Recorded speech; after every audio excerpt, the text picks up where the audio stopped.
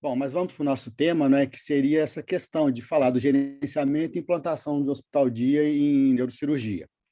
Bom, então, assim, na questão do que seria, né, um hospital-dia, né, que parece, né, alguma coisa para alguns novidade, mas não é, né?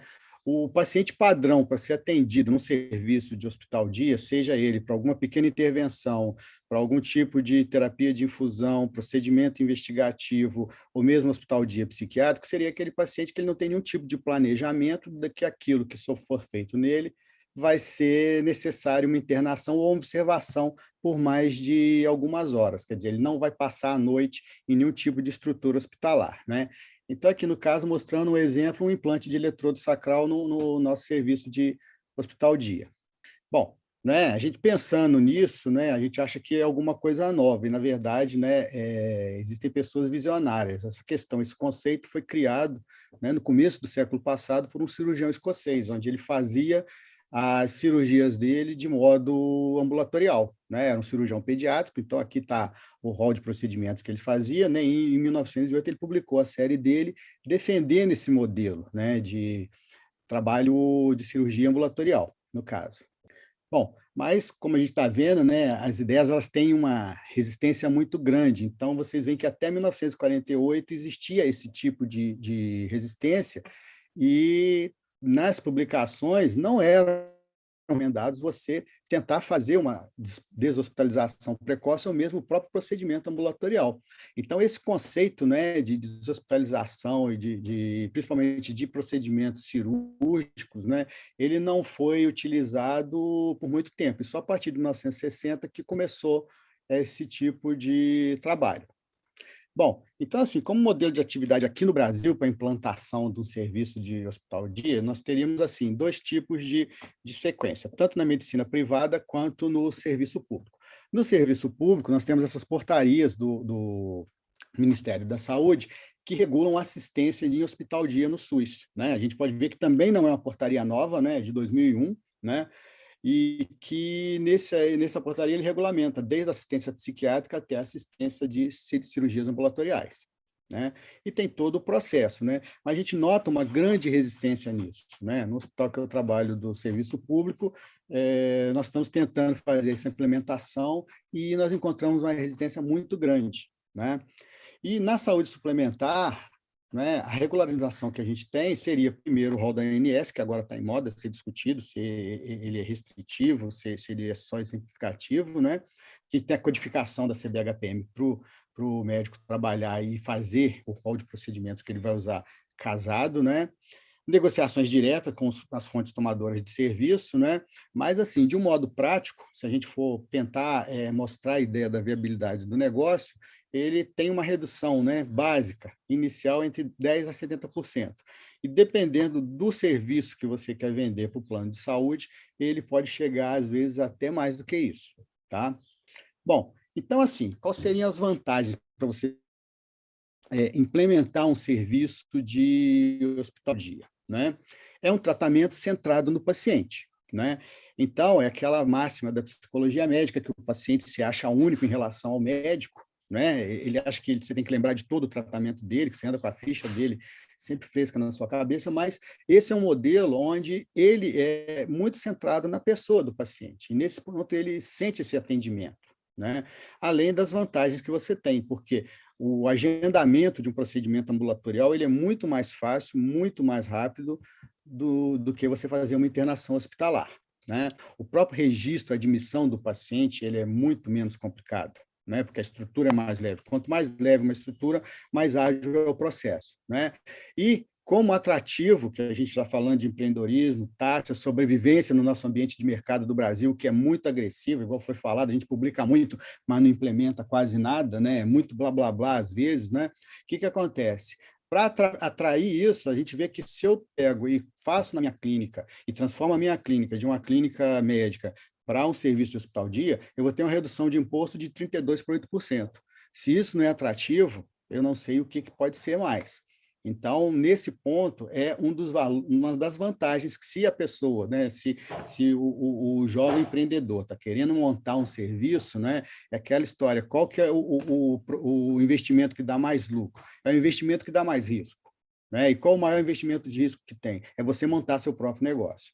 Mas isso aqui é um atrativo, você 32% para reduzir até 8% em termos de pagamento de impostos. Isso aqui seria uma média geral. Tá? Bom, continuando nas vantagens, claro que nós aproveitamos, pegamos carona exatamente na própria evolução do nosso século, desenvolvimento tecnológico. Né?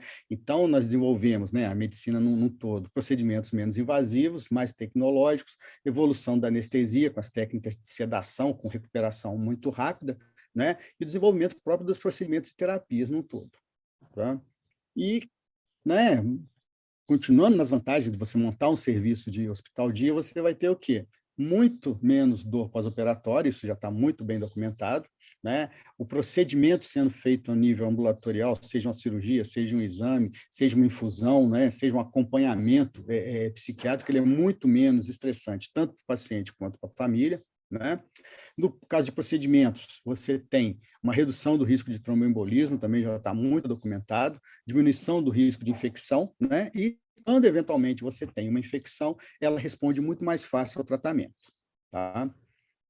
Então, assim, a gente vendo num todo, né, os tipos de serviços que você poderia montar, né, que você poderia empreender e criar na sua prática diária, você teria basicamente 4 tipos de serviços que podem ser criados. Primeiro, você tem o serviço centrado dentro do próprio complexo hospitalar, onde você tem o serviço de hospital-dia que utiliza toda a estrutura do hospital. Né? Ele usa a mesma portaria, ele usa o centro cirúrgico, só que ele fica assim, ele chega, faz o procedimento, ele vai para o apartamento, aguarda um pouquinho e volta. Então, ele usa toda a estrutura, o hospital não modifica nada fisicamente, ele só modifica o processo. Tá? E outro tipo de serviço seriam os serviços que estão dentro do hospital, mas já vai ter uma portaria diferenciada, um local de repouso diferenciado para esses pacientes e, às vezes, até um próprio centro cirúrgico separado. Existem também os centros de referência, né, de atendimento de hospital-dia, onde ele está isolado do hospital, ele não está ligado a nenhum centro hospitalar e ele funciona independente, ele tem todas as necessidades deles contidas no próprio prédio. E tem um quarto tipo, que seria, vamos dizer, basicamente o nosso modelo, né? Aqui na foto é o hospital que a gente tem, né? Ali com o heliponto, e do lado ligado pela passarela, o Centro de Especialidades Médicas. No nosso caso, é baseado no consultório, é uma estrutura bem menor, com mais agilidade. Bom, então, quando você vai fazer esse planejamento, você pensa em criar um serviço, né, de hospital-dia, né? A primeira questão, né, igual a gente falou, é a concepção, é fazer o brainstorm, fazer o design thinking da questão toda, onde você tem que chamar todos os profissionais que vão estar envolvidos no processo. Tá? Porque, às vezes, mesmo fazendo um planejamento bom, você não tem certeza que a coisa vai ser perene. Então, tem que ser uma coisa muito bem planejada, porque você tem que imaginar ali a concepção das pessoas que vão trabalhar, e não adianta só o médico fazer essa concepção. Tem que estar o médico, o enfermeiro, o administrador, né? O anestesista que vai trabalhar contigo, e fazer, eventualmente, benchmarking com outras instituições para você saber até onde você vai ir, qual o tamanho que você está concebendo do serviço que você está montando, né? E, claro, chamar um arquiteto para trabalhar junto. Né? Muitas vezes o arquiteto ele vai fazer exercer a expertise dele, porém, o que acontece? Ele não tem, às vezes, o conhecimento técnico completo daquilo que você quer. Então, é muito importante você passar, às vezes, até dimensão de equipamento para poder fazer a concepção, o setting da sala onde você vai trabalhar. Tá? Então, essa questão toda é reunião e trabalho nessa primeira fase, exatamente para você chegar exatamente no tamanho, no modelo onde você quer chegar. Tá? Né? E na própria questão da pesquisa de mercado, quando você está tentando montar, né, inovar, trazer para a sua região um serviço de uma day clinic, você tem que ver a questão da localização, é o P do ponto do marketing. Se realmente ali tem espaço, tem demanda, existe essa questão para você pensar, né? Você pode abrir um negócio muito bom, mas Isso é importante, você fazer essa prospecção de mercado, né? Ver a questão do espaço que você vai usar, as coisas que tem de suporte em volta, né? Se você vai ter se vai fazer num centro, né? Por exemplo, você vai montar isso, de repente, uma estrutura dessa dentro de um shopping, você vai usar essa estrutura ali, o que eu estou oferecendo, acesso, transporte, né? E responder essa questão, eu vou construir ou não?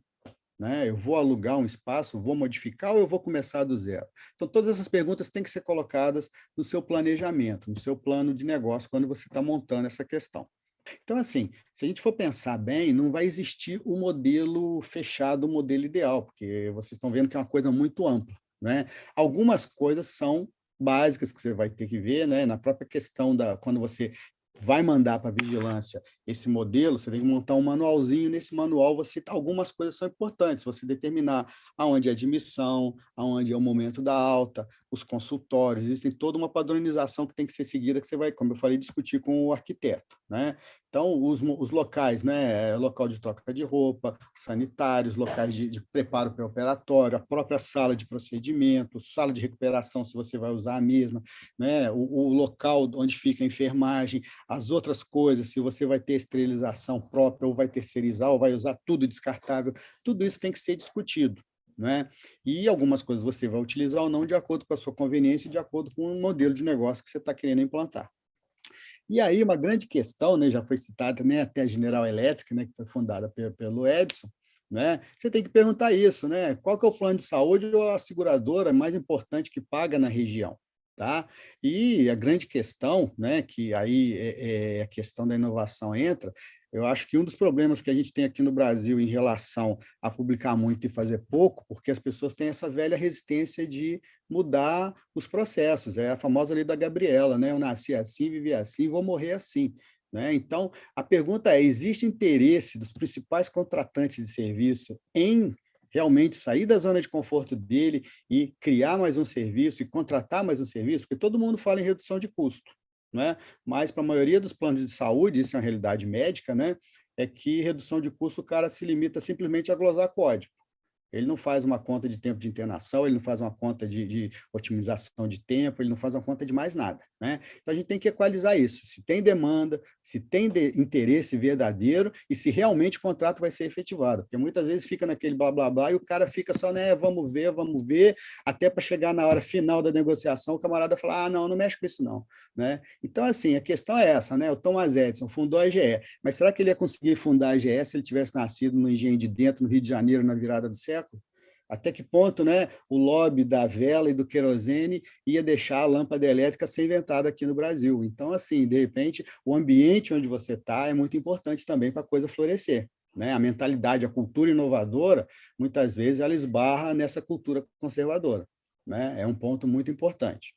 E aí, gente, aquele negócio, né? Eu acho que principalmente para os alunos, o pessoal que está começando a carreira, né? A questão do famoso quem vai pagar a conta, né? Eu estou montando um negócio, quem vai pagar a conta do serviço que eu vou prestar, né? Quando a gente trabalha, principalmente a nível de medicina privada, você vai ter essas opções de pagar por uma tabela fixa, né? Por pacote, ou então vai pagar por procedimento realizado. Como é que vai ser isso? Essa negociação é muito importante ser feita. Né? As pessoas que não têm acesso ao cinema público vai pagar alguma coisa ou ela vai ter que fazer tudo no particular? É ponto importante a ser discutido. Né? E para tornar possível, né, você vai ter que definir. Isso aqui é um exemplo da nossa sala de procedimento. Ela é pequena, ela foi focada para quê? Né? Planejamento inicial do procedimento. Implante de gerador para neuroestimulação e fazer risotomia por radiofrequência. Esse foi meu foco. Então, assim, você tem que ver qual vai ser seu foco. O que eu vou fazer no meu serviço que eu estou montando? Isso aí, você tem que responder essa pergunta. E coisas importantes a ser 3 minutos, professor. certo? O arregramento, né? Você tirar o alvará, o que eu vou fazer, qual que é a legislação, dando exemplo aqui, fluoroscopia e ultrassom, viabilidade técnica, certificação das pessoas, os contratos que eu vou ter que fazer de suporte, né? E aquele negócio, gente, nunca se quebram regras. Toda vez que você quebra um protocolo, cria uma situação ruim para você, tá bom? Então, assim, importante, vou começar a fazer procedimentos na minha clínica. Primeira coisa, verificar se o formulário está preenchido, se você mandou correto, se está tudo ok. né? Por quê? Se você quebra o protocolo, você vai ter problema. Se a sua guia foi mal feita, se você não conferiu que estava tudo liberado, você vai ter o quê? Glosa do convênio. Isso aí vai implicar em prejuízo. Quem vai pagar a conta é você. E aí é aquele negócio, o procedimento é um passo a passo, você tem que ir com segurança. Então, checar todos os documentos, preencher corretamente, né? Fazer essa, depois que está tudo certo, você fazer essa checagem, principalmente de código e material, para a turma que está começando, porque convênio fala que libera, mas libera até a página 2. De repente está tudo errado e você que fica com o prejuízo, né? Então, assim, verificação importante, segurança, cirurgia segura, você tem que ter protocolos, tá? Para tudo isso aí ser bem feito, né? E checar, inclusive, às vezes, até o paciente, porque corre o caso do camarada tentar fazer o procedimento com a carteirinha do outro. Então, até isso você tem que prestar atenção, porque você vai ser copartícipe dessa questão. Então, assim, todo o procedimento vai ter que ser pautado nessa questão, se preocupar na harmonia, principalmente que a clínica é pequena, entre a técnica e a questão administrativa rodando direitinho, porque não adianta você fazer um procedimento bem feito e depois não receber por ele, né? E, na hora da conta, ficar atento, porque tem diversos sistemas rodando, nós não temos uma unificação de conversa entre os planos de saúde, cada um roda o seu sistema, eles não respeitam a tabela SUS, cada um tem seu código próprio, tá? E é importante você ter uma boa relação com os auditores e administradores, apesar de tudo, né? E sempre respeitar os prazos. Por quê? Porque vai ter a boa e velha glosa, né? E lembrar para vocês, quem está começando aí, está fazendo procedimento cirúrgico, ato médico tem que ser auditado por médico. Enfermeiro, ele pode auditar, sim, mas ele vai auditar material, insumo e medicamentos, tá? E a própria questão das regras de prazo é ao que dá em Chico, dá em Francisco. Do mesmo jeito que você tem que mandar no prazo, ele também não pode te glosar depois de 6 meses você entregar a conta, tá certo? Então, nunca aceitar glosas posteriores. Então, assim, só falar inicialmente, né, inicialmente só consultórios, né, que você pode começar, né? Aí você utiliza, né, vendo a oportunidade, né? A gente criou um centro de day clinic de neurocirurgia com o conceito paciente asa 2, ele chega andando e sai andando. Você libera a sala do hospital, você libera a rotatividade do centro cirúrgico e ainda tem a oportunidade de receber as taxas de material e medicamento, que é uma coisa lucrativa. Então, essa é a atratividade do negócio, né? Então, aqui elencando o rol de procedimentos que a gente pode fazer a nível de day clinic, de neurocirurgia, falando que cada um vai procurar montar o seu plano individualizado, né? Aqui também, só dando exemplos, né? Aqui a localização diária, a gente falando forças e oportunidades, né? A questão toda que eu já até falei alguma coisa, né? De você aproveitar os seus recursos, né? As oportunidades que a gente já citou antes. É importante, né? Falar da ausência de visão, né? E, assim, concluindo, né? Seria aí é isso, né? Que tem que ser feito um planejamento. Esse planejamento ele tem que ser em conjunto com o seu pessoal de apoio, com quem vai fazer a gestão da clínica, e você tem que ser participante. Não adianta só o médico chegar na clínica, fazer o procedimento e ir embora, que aí a gente quebra a cara. Você tem que ser um cara participante dentro do seu projeto. Você chega lá, seu propósito. A partir do momento que você é dono do negócio, empreendedor, você tem que estar junto com o seu pessoal de apoio, com o pessoal administrativo, até para questões que para você é óbvia, mas para eles não são. Ajudar no recurso de glosa, tirar toda e qualquer informação, porque tudo que o convênio quer para não te pagar, tá certo? Então, assim, é uma boa ideia, né, essa questão de você ter o seu próprio negócio, é um risco, mas pode te dar realmente lucratividade. E a gente vê que até hoje ainda está capengando para ser implantada aí na nossa prática. Muito obrigado.